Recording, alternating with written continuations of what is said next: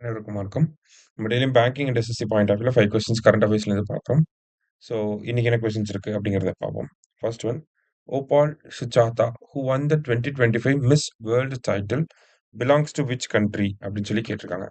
So, இந்த Miss World competition 72nd Miss World pageant அப்படின்னு சொல்லி சொல்லுவாங்க. எங்க நடந்துச்சு அப்படின்னா, இந்தியாவுல ஹைதராபாத்ல தான் வந்து நடந்திருக்கு. ஓகேங்களா? ஹைதராபாத்ல தான் நடந்துச்சு. ஸோ, இதுல யார் வின் பண்ணியிருக்காங்க? மிஸ் வேர்ல்ட் டைட்டில் வின் பண்ணது யார் அப்படின்னு பார்த்தீங்கன்னா, ஓபால் சுஜாதா அப்படிங்கிற இவங்க தான் வந்து வின் பண்ணியிருக்காங்க. சரியா? ஸோ, இவங்க எந்த கண்ட்ரியை சேர்ந்தவங்க அப்படின்னு சொல்லி கேட்டிருக்காங்க. ஸோ, எந்த கண்ட்ரி அப்படின்னு பார்த்தீங்கன்னா, நமக்கு தாய்லாண்ட சேர்ந்தவங்க தான் ஓபால் சுஜாதா அப்படிங்கிறாங்க. சரியா? அடுத்தது, எக்ஸ்பேண்ட் சிபிஎஃப்சி அப்படின்னு சொல்லி குடுத்துருக்காங்க.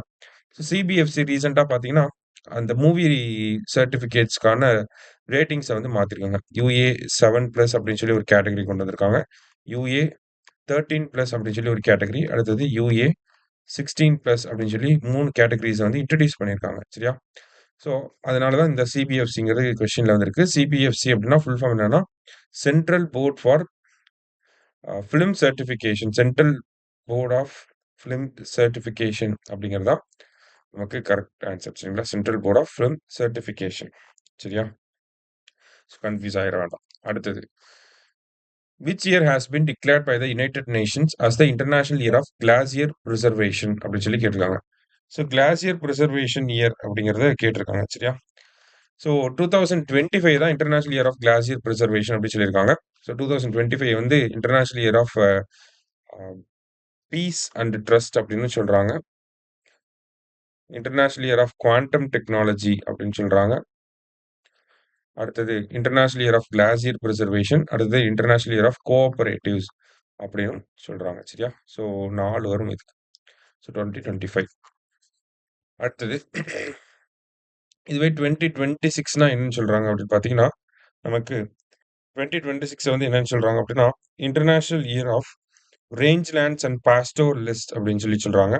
அதே மாரி 2026 வந்து international year of sustainable development, அடுத்தது விமன் ஃபார்மர் இது எல்லாமே வரும். 2027 பார்த்தீங்கன்னா, international year of sustainable and resilient tourism அப்படிங்கிறது 2027க்கு. 28க்கு இன்னும் அலோகேட் பண்ணல எந்த ஒரு இதுவுமே. சரியா? அடுத்தது, which football club won the 2024-25 UEFA champions league அப்படின்னு சொல்லி கேட்டிருக்காங்க.